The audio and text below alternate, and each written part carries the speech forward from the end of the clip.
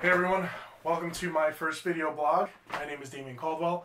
I'm a managed care executive, been in the industry for over 20 years. We'll leave it at that, it's long enough. Just wanted to, lately I've been inspired really to put myself out there more. I have a lot of years of experience in the industry that I've used to help companies as a consultant across a number of industries, just in business in general. Having grown up in business my whole life, I've seen things that I thought were just not right and could be done better. And over the years, I've developed an ability to kind of improve efficiencies, to help companies go in there, see where they can make improvements in either process or technologies, and I'll render those suggestions as we come through. And it's kind of been my gift over the years doing that. So I've been at different companies throughout different industries doing that and helping them along the way. So I just thought that, so like I said, I've seen things over the years where I look and, like, wow, that just isn't right. Maybe we could do this. Maybe we could try something different there and see if we could get a better outcome. And that's just always been my thing. I could never just sit back and be somewhere and watch something that I knew could be improved or could possibly be improved and not try it. Because my belief is that you have to push in order to grow. You have to expand and raise the bar for yourself and ultimately those around you. So here I am, raising the bar. Seen a lot on the internet lately, a lot of posts, a lot of video blogs, and one person in particular that I really have looked up to, Gary Vaynerchuk. I'll give him a shout out right there. Has kind of really just pushed me to the point of, I'm going to do this. I'm going to get out there and share my knowledge as well and kind of take it to the next level and hopefully help some people in business with some advice, be willing to address some questions, same way, run along, and hopefully it all pays off. So with that, here I am. I thought today I would start talking about social media and business. It's an extremely hot topic and one that with each day just increases in relevance. So before I go on to that, just a little background on myself. Like I said, 20 years property and casualty market for primarily either as a vendor providing ancillary services to the insurance industry. I've been on the healthcare side, managing medical practices, dealing with revenue cycle management. On the claim side, selling and overseeing programs, dealing with claims. Owned my own business for several years. I am just a natural born entrepreneur. Having been an entrepreneur, I've taken risks over the years, which I have, they've enriched my life with experiences that I wouldn't change for the world.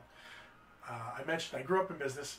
My grandfather owned several companies growing up, so I literally early on, as a kid, as early as 6 years old, I remember walking through my grandfather's businesses and taking notes and seeing things and bringing things to him. And I'll never forget sitting in office with him and offering advice one day, and he just sat there and stared at me and looked at his VP of operations, and it's just like, you know what?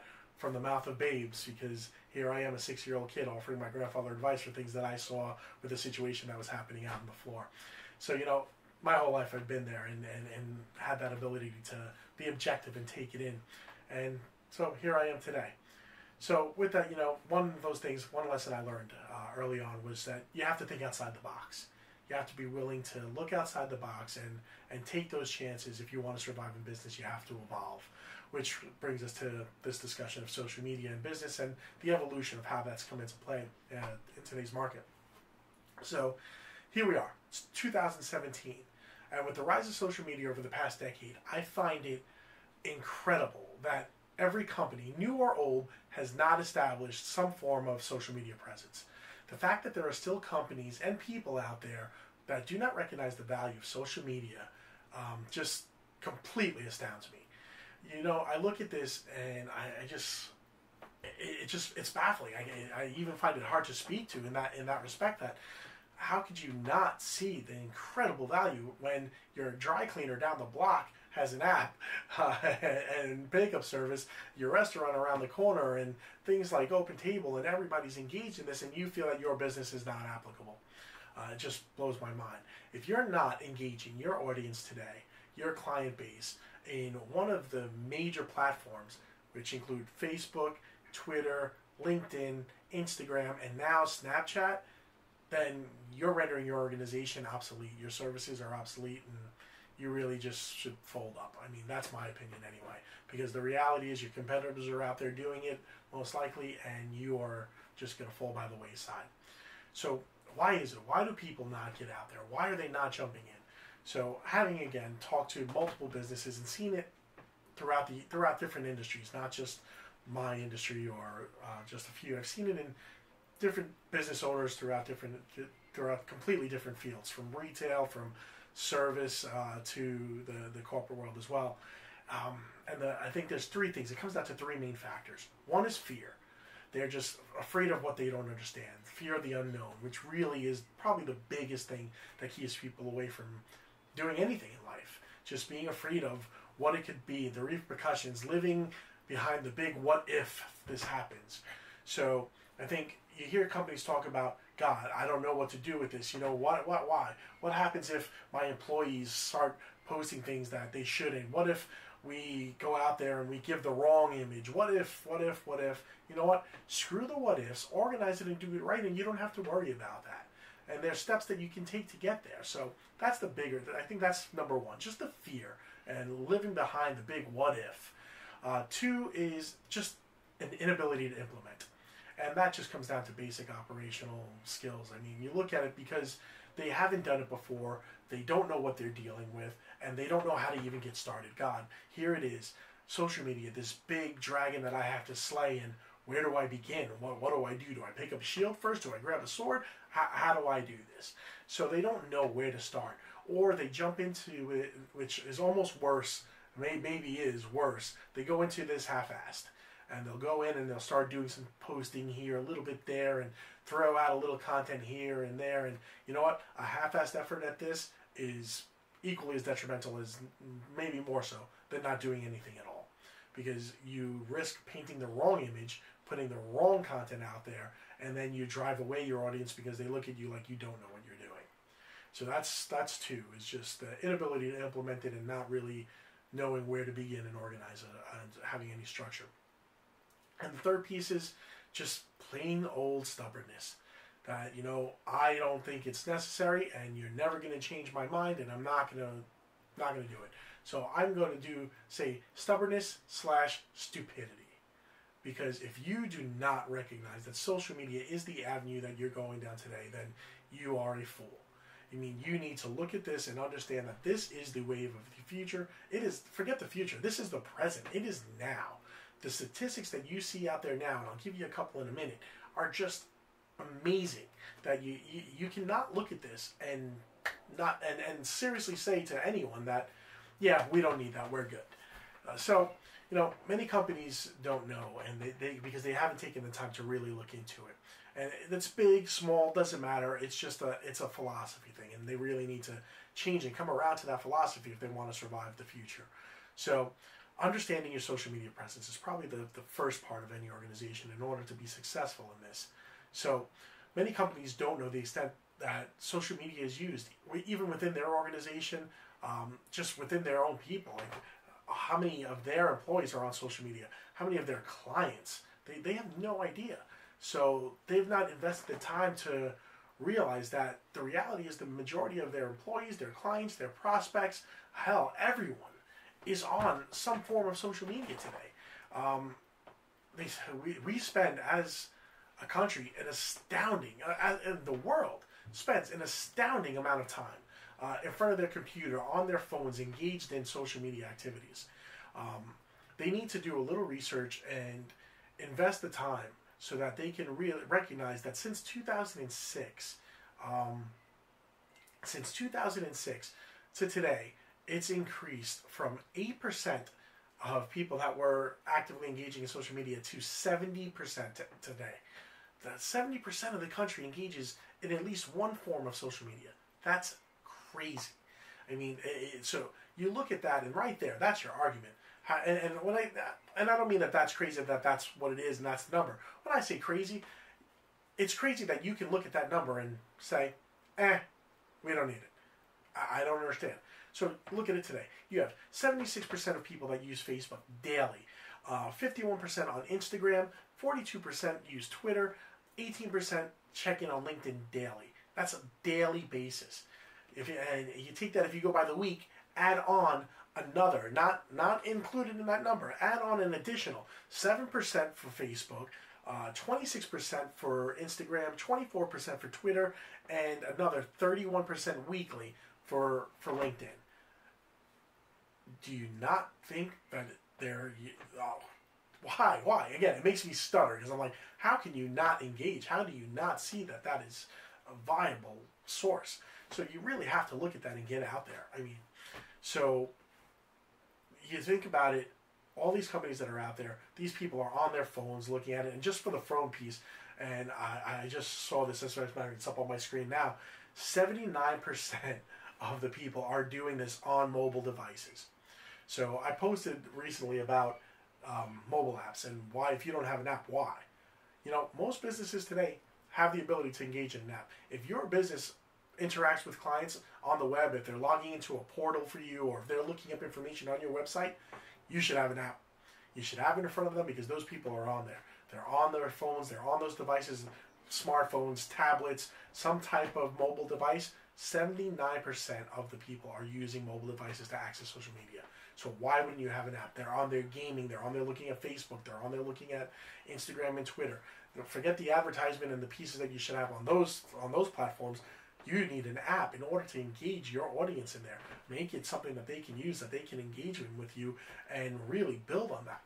So you have the understand your social media presence, why you need it, where you should go. Next step is creating a unified social media strategy. And that's something you have to start at the top and work your way down. So here we are, knowing that 70% of the population is engaged in social media of some form or another. So that kills that part of the discussion as to the why, whether or not we should be there. So now, how do you effectively engage? How do you get in there? That requires a plan for you or your company to really put together a social media strategy.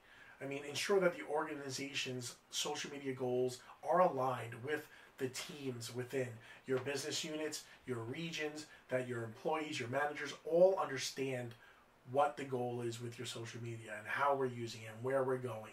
And then use that. You have to educate. You have to get your entire company on board, put together a structure plan, and centralize the process. The people who are afraid of, oh my God, what's going to happen? You can't leave it as just running rampant and hope that it'll work itself. You have to centralize the process, put together a plan. Here's our market, here's our message, here's what we're going to do. We want to get pieces of our culture, we want to get pieces of our products, we want to have the right content out there and engage our audiences. And so centralize that process and start engaging.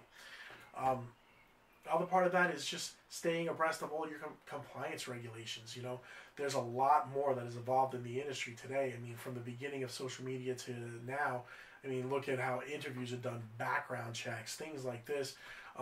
There's a lot of federal regulations just involved from your company as a whole, looking at the social media animal and saying how much you can dive into your employees' social media lives.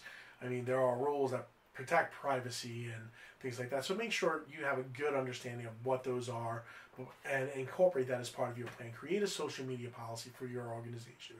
If you're worried about what's going to happen out there, make sure it's clear, make sure you're concise and you express what you can do, but know the limitations in saying what you can't do. I mean, maybe you're a publicly traded company and you need to be very clear with your staff about what they can and cannot post that's acceptable for the market, because you have SEC things that you have to worry about with content that's being put out there about your organization. If you're private, just maybe there are things you just don't want out there that are inappropriate. You're not going to post your client fee schedules out there when you have competitors out there in the market that are looking at this. So you want to make sure you're abreast of all the compliance regulations that are out there, and you have to put together a solid program and educate your staff. That is the key piece of a successful program within an organization, is just education and communication. So that part, really, there's so many things you can do with this, but for one of the bigger pieces for any organization to think of, if you're engaging in social media, is using it to improve your workflow and communications with your customers. So there are so many avenues you can go, and like I said, you create an app, you create a lot of people do these surveys and put them out there. The reality is social media has redefined the delivery of service to customers, and it's done so in such a cost-effective manner that really it's beneficial for you to really get out there and use this. You invest the money in creating an app that enables you to communicate and move back and forth with your clients and provide services and updates and products and improve efficiencies, it's amazing what your clients can do. It increases your value to them, and it creates this, for lack of a better term, I mean, it's an engagement. You're there, you're involved, you're engrossed and embedded with your clients, becoming a true partner. And that's important. And I think in any business, that's really where you want to go. You want to feel a part of them, and you want them to feel like they need you, and that you're with them at all times. Gather your data. That's the other piece. Gathering data to prove ROI. So I know in any organization, you really want to look at what the ROI is. You never want to invest in doing something that's not there. I think ROI, most of us who know social media and who are out there, we look at this and we say, ROI, yeah, we know, here it is. And we can lay out what the ROI is for you, but you need to do it for yourself. And if you're in a smaller organization, or let me just say a multi-leveled organization, you're going to need to be able to go back and say, all right, this is why we need to do this. If you don't have a program in place already, you're going to have to prove to them why this is important. So look at the data, look at the benefits, and there's so much data that social media lends to. If you look at LinkedIn alone, you put a post on LinkedIn, they give you the analytics right there from your post. You can look out and see, wow, I've had X amount of people that have touched it and views from these companies. It gives you just a whole metrics of the benefits of your post and the audience that you're reaching, which I think is so important. It allows you to engage audiences with useful content. So let's talk about content for a quick second. You got to learn how to stay on these platforms and put out content that's valid. I can't express putting out in content that really has no benefit to anyone is just crap. I mean, honestly, if you're gonna go out there and you're in the insurance industry and you're listing content about butterflies that are migrating to South America, no one gives a damn. I mean, it's just, who cares? It has nothing to do with our business. It has nothing to do with what we're doing. And why do I want to do it? So you end up discrediting yourself and showing them that, yeah, you don't really have the expertise that we're looking for. So you want to make sure that you're posting appropriate content, because your content is just as important. And one of the things that I saw that Gary stated on one of his recent posts was just that, you don't have to be the creator of content. So look, creating content is great. I love to create content. I love to look at things that are going on in the industry and put out my opinion on what it is, or maybe just some facts. But there's so much content that I myself put out there that I didn't create. There are regulatory things that happen in the state or in the government that, you know what, this is important and relevant to my industry, so I posted. Things that happen in your business that are important, you could just pass it along. You don't have to be the creator of everything. To be the creator of all content is very time consuming. And if you're just getting started in this, it may not be something that you're capable of doing at this time. Or maybe you just don't have the financial resources to have someone to continually create content. Or perhaps you're just not creative. Shit, it just might be the way it goes. So you know what? You can find content. There's plenty of content out there in any industry. You give me any market, I will find content for you that can be published out there. So you just have to do the research and look. And then you can just be the avenue for getting that media, that content to your clients and your audience. And that's important. That's really what it comes down to, is getting in front of them with some valid information that's going to show that you are both, that you're a resource, that you're bringing them something that they need. And then there's two types of content. When I look at it from a corporate perspective, what messages I want to get across, Yes, there's the content that establishes my expertise. And then there's the content that just says, hey, that's a great company. I like them. Because a lot of times people, look, when it comes down to business, people do business with people they like doing business with. That is one rule that I don't care what company you're at, you can say whatever you want. Ultimately, that is the truth. Because if they don't like Jack Smith over there, screw him. I'm not doing business with him. So what you do is, when you're out there, I've seen so many companies do this effectively, getting out there and sharing their culture through social media. Hey, look at this event we did. Look at how happy our employees are. Look at what we do when we have new hires. They come in and we throw them a party, and it's amazing. And we welcome them in with banners and flyers and streamers and applause. And, people look at that and they're like, God, that's a company I want to work for. And if you're a client, you're like, wow, this is the company I work with. They're cool. I like them. Look at how they care about their people. Imagine how they care about them that much. They feel the same way about me. So getting some pieces about your culture internally out there is huge. And I mean, the value of that, the ROI on that is just amazing. So, you know, engage your audiences with proper, appropriate content on multiple levels and on multiple platforms. And then finally, you know, you go through all this, and I know this is like a real 10,000 foot view of social media, because we could talk about this for hours, and I've spent weeks putting together plans for organizations, but you got to commit to the plan. So find out, I need this, create the plan, create the strategy, and then stick with it. Put it through. You're not going to have instant results, although I will tell you, with certain media and the right content, you will see results happen very quickly. And you'll see that in your followers and how many people jump on, and your communications and your reactions and your retweets and things that happen out there that show and validate the content that you're putting out there. But the bigger piece is really committing to it, sticking with it, and getting out there and executing the plan. I mean, that's the way to do it. So, you know, it isn't just a convenient way of communicating. It is a process. It is an entire animal in of itself. So, you know, get out there, give it a shout, and if you're not doing it, you're falling behind. So hopefully this helped out with some ideas. If you guys were apprehensive about it, take the step, take the risk, take the chance. Social media is the way to go. If you're not out there, you're falling behind. Good job, guys. Take care.